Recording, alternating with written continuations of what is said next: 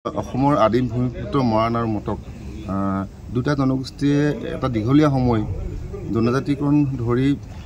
জনজাতিকৰণকে ধৰি বিভিন্ন দাবীসমূহ লৈ আমি বিভিন্ন সময়ত আমি আন্দোলন কৰি আহিছোঁ। বিভিন্ন সময়ত চৰকাৰক আমি স্মাৰক পত্ৰ প্ৰদান কৰিছোঁ।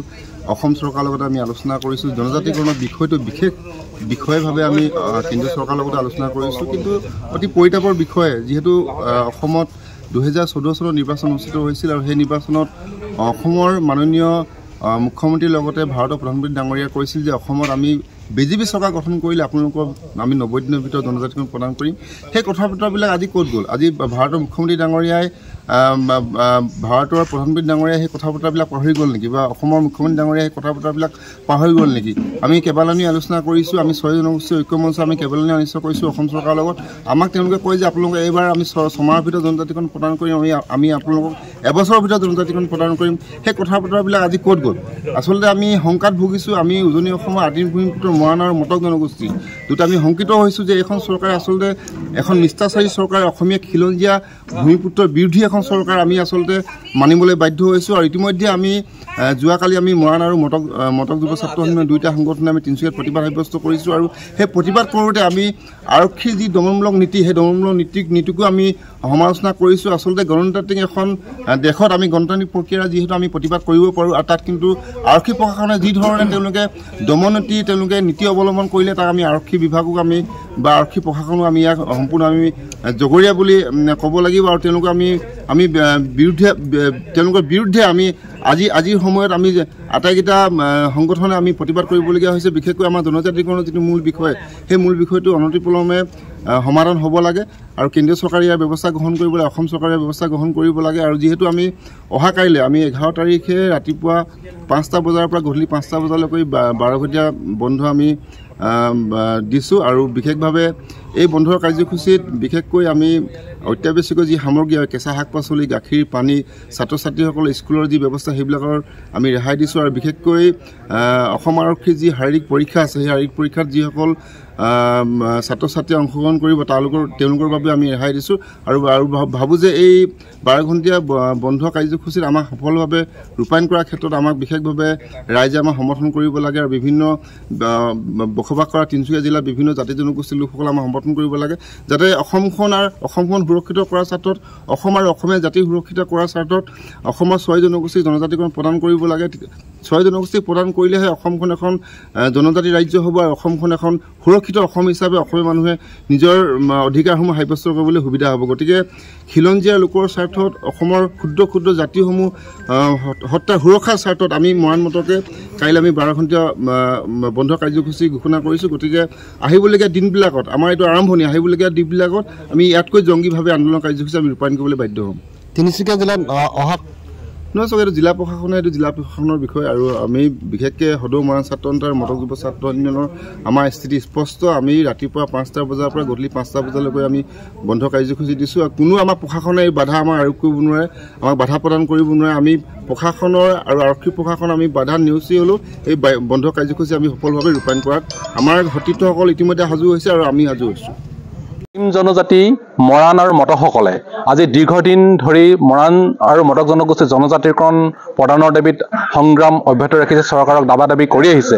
চৰকাৰখনেও বিভিন্ন সময়ত তেখেতলোকে দিম জনজাতিকৰণৰ ব্যৱস্থা কৰি দিম বুলি কৈ আহিছে, কিন্তু কোনো ব্যৱস্থা গ্ৰহণ কৰা নাই। দিশৰ বিষয়ে 2014 চনত শাসনলৈ অহাৰ প্ৰাকখনত বিজেপি চৰকাৰখনে 100 দিনৰ ভিতৰত এই জনজাতিকৰণ দিয়াৰ কথা কৈছিলে, কিন্তু তাৰ পৰৱৰ্তী পৰ্যায়ত কোনো ব্যৱস্থা গ্ৰহণ নকৰিলে। আৰু তেখেতলোকে তাৰ পাছত কি কৰিলে যে মডেলিটি প্ৰস্তুত কৰি তেখেতলোকে কেন্দ্ৰীয় চৰকাৰৰ ওচৰত প্ৰদান কৰাৰ কথা আছিলে, কিন্তু তাৰো ব্যৱস্থা গ্ৰহণ নকৰিলে। তেখেতলোকে বিভিন্ন সময়ত কৈ আহিছে অসমৰ 6 জনগোষ্ঠীৰ লগত জনজাতিকৰণৰ বিষয়টো আগবাঢ়ি গৈ আছে, কিন্তু বিশেষকৈ মৰাণ আৰু মটকসকলৰ জনজাতিকৰণৰ পক্ষত কোনো বাধা নাই, ব্যৱস্থা কৰি দিম বুলি কৈছে, কিন্তু আজি পৰ্যন্ত কোনো ব্যৱস্থা গ্ৰহণ নকৰিলে। তাৰ প্ৰতিবাদত আমি অহা কালিকৈ পুৱা 5 বজাৰ পৰা সন্ধিয়া 5 বজালৈকে 12 ঘণ্টীয়া তিনিচুকীয়া আৰু ডিব্ৰুগড় জিলা বন্ধ কাৰ্যসূচী ঘোষণা কৰিছোঁ। আমি ইয়াৰ যোগেদি আৰু এটা কথা ক'ব বিচাৰিছোঁ। আমি এটা কথা যে কি হ'ল, জনজাতিকৰণৰ বিষয়টো যিহেতু চৰকাৰে গুৰুত্ব প্ৰদান কৰা নাই, ঠিক তেনে আপোনালোকে চাব যে কি হ'ল, আজি যদি চাওঁ মৰাণ আৰু মটকসকলৰ এই ভূমিৰ থলগিৰি মালিক এই থলগিৰি জনগোষ্ঠী দুটাই আজি এই ভূমিতেই আদি হয়। এই জনগোষ্ঠীকেইটাক আজি বসুন্ধৰা 3 যোগেদি তেখেতলোকে কি কৰিছে যে 3টা প্ৰজন্মৰ ডকুমেণ্ট দিব লাগে। এইটো কি কথা? এই ভূমিৰ মালিক আমি সেই ভূমিৰ মালিকে কাৰ ওপৰত আমি কি ডকুমেণ্ট দিব লাগে? এইটো এটা অযুক্তিকৰ কথা। গতিকে এইটো কথা কেতিয়াও আমি মৰাণ মটক ৰাইজে মানি ল'ব নোৱাৰো। এইটো আমি কেতিয়া হ'ব নোৱাৰো। লগতে আৰু এটা কথা ক'ব, বসুন্ধৰা কথাটো কৈছো, বসুন্ধৰা আইনৰ যোগেদি যিটো তেখেতলোকে মাটি সংৰক্ষণৰ ব্যৱস্থাটো যিটো কৰিছে, ম্যাদীকৰণ কৰিছে, আমি ভাল পাইছো। কিন্তু আৰু এটা কথা যে কি হ'ল, তেখেতলোকে যে ভূমিৰ মালিক তেখেতলোকে সেই আইনত আৰু এটা কথা আনিছে যে কি হ'ল, মাটিবিলাক 3 বিঘা 4 বিঘাতকৈ বেছি ম্যাদীকৰণ নিদিয়ে। আমি যিহেতু ভূমিৰ মালিক, এই ভূমিৰ মালিকৰ মাটি থকাটো 100 বিঘাও থাকিব পাৰে, 1000 বিঘাও থাকিব পাৰে। গতিকে ক'ব বিচাৰিছো চৰকাৰখনক, মৰাণ মণ্টকৰ ক্ষেত্ৰত যিমান মাটি হ'লেও অতি শীঘ্ৰে ম্যাদীকৰণৰ ব্যৱস্থা গ্ৰহণ কৰক। কাৰণ ইয়াত কোনো থাকিব নালাগে, কোনো ক্ৰাইটেৰিয়া থাকিব নালাগে। গতিকে কোনো ক্ৰাইটেৰিয়া নোহোৱাকৈ এই জনগোষ্ঠী দুটাক বিনা স্বত্ৰে যিমান মাটি হয় সকলো ম্যাদীকৰণ কৰাৰ ব্যৱস্থা গ্ৰহণ কৰিবলৈ আহ্বান জনালো। অন্যথাই আমি অহা কালিকৈ যিটো কাৰ্যসূচী গ্ৰহণ কৰিছো, ইয়াৰ পৰৱৰ্তী পৰ্যায়ত ইয়াতকৈ ভয়ংকৰভাৱে জংগীভাৱে আমি আন্দোলন কাৰ্যসূচী গ্ৰহণ কৰিম। হয়, এই বস্তুটো একচুৱেলি কি হ'ল, এটা সময়ত চৰকাৰখনে আপোনালোকক ক'লোৱে যে তেখেতলোকেই চৰকাৰখন আশ্বাস দিছিলে আৰু আমি তেখেতলোকৰ ওপৰত আস্থা ৰাখিছিলো চৰকাৰখনৰ ওপৰত। কিন্তু তেখেতলোকে কোনো ব্যৱস্থা গ্ৰহণ নকৰাৰ পিছত আমি আন্দোলনৰ বিকল্পৰ পথ পোৱা নাই, কৰিব লাগিব। আৰু কাৰণ আমি কিন্তু ইলেকশ্যনৰ কাৰণে নহয়, আজি কেইবাটা দিন ধৰি আপোনালোকে চাব যে ইলেকশ্যন হয়তো আজি পোৱা নাছিলে, লোকসভা ইলেকশ্যনৰ পাছত কিন্তু আগত নহয়, লোকসভা ইলেকশ্যনৰ পাছত কণ্টিনিউৱাছলি আমি আন্দোলন কাৰ্যসূচী গ্ৰহণ কৰিছো। চৰকাৰখনে বিভিন্ন এই দক্ষ মুখ্যমন্ত্ৰীগৰাকীয়ে হিমন্ত বিশ্ব শৰ্মা ডাঙৰীয়াই ব্যৱস্থাটো গ্ৰহণ কৰাই দিম বুলি কৈছিলে, কোনো ব্যৱস্থা গ্ৰহণ কৰা নাই। সেই সময়ত বিভিন্ন ধৰণৰ কৈ আহিছে যে কংগ্ৰেছ চৰকাৰখনে কৰাৰ ভুলৰ বাবে আজি এই জনজাতি প্ৰক্ৰিয়াটো আগবঢ়া নাই বুলি কৈছে।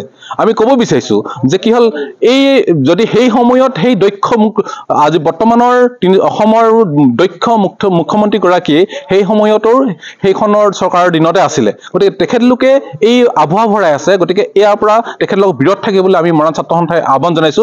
আৰু মৰাণসকলক আৰু মটক জনগোষ্ঠীক জনজাতিকৰণ প্ৰকৃততে দিয়া হ'বনে নাই তাৰ স্পষ্টীকৰণ অতি শীঘ্ৰে প্ৰদান কৰিবলৈ আমি আহ্বান জনালো। হয়, কাইলৈ আমি 12 ঘণ্টা আমি বন্ধ দিছোঁ মটক আৰু মৰাণে।